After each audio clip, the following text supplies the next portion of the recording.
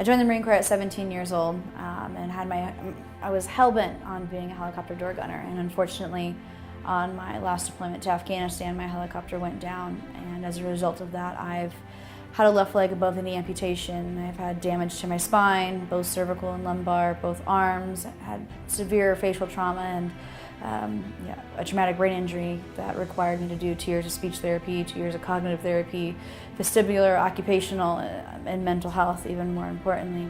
I have to tell you that I didn't know Sergeant Ennis' story until someone asked me to speak. And her story is one that I thank God I got to know, because it is something that has inspired me to be a better person.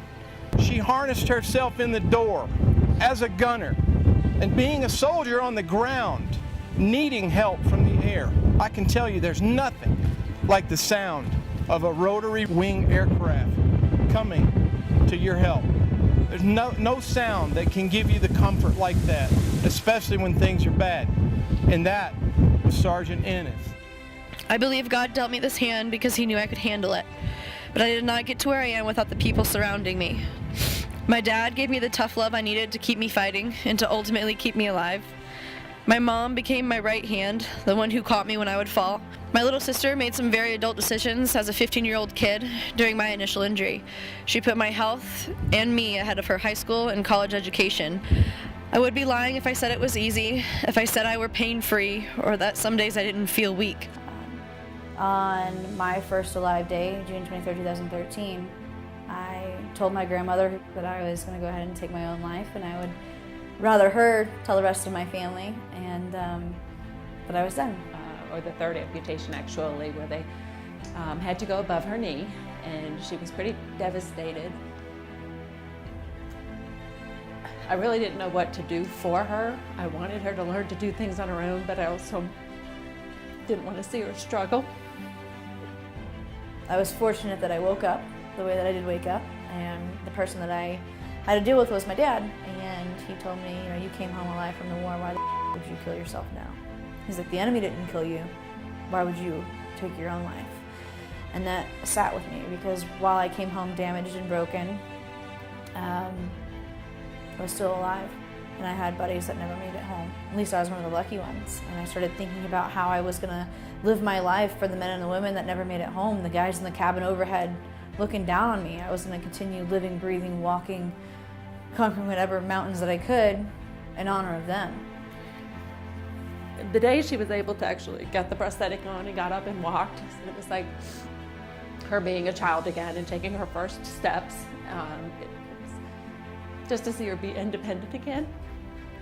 I don't like people looking down on me, and for the last 3 years I've been in a wheelchair at home. And as you can imagine, being in a wheelchair at home, when doors aren't wide enough, or the counters are too low, or you can't get out of a bathtub. I've taken more injuries, you know, just being at home in a house that wasn't modified for my wheelchair or modified for being an amputee, than in some cases any other injuries that I've taken in athletics.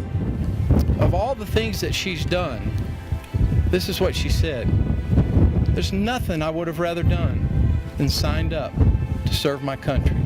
And this is why, while she stood on a leg that wasn't her own, she said, I'd do it all over again. I would lay down my life for the man or the woman to my left or right.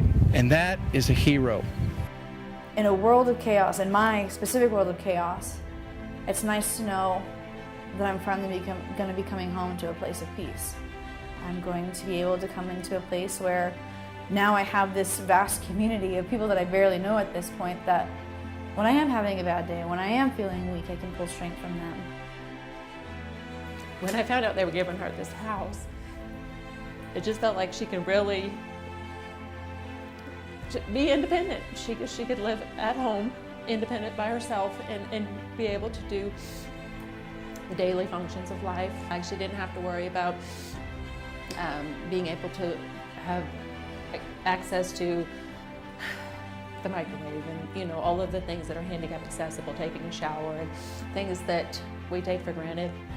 One of the biggest things, people often think that a house is just a house, but especially for somebody like me, it's the framework for the rest of your life. It's the framework for your future. It's the ability or the opportunity for me to have a normal career, for me to have the independence, and even more so just to have the future that, you know, I thought I was going to have when I was a little kid.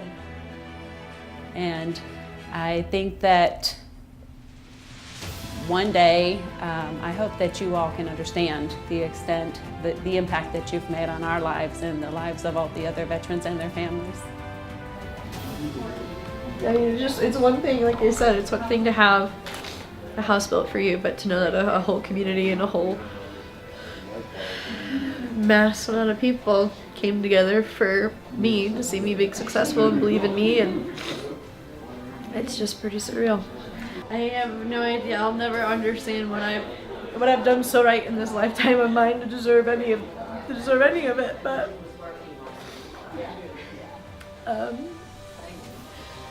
it's just pretty amazing.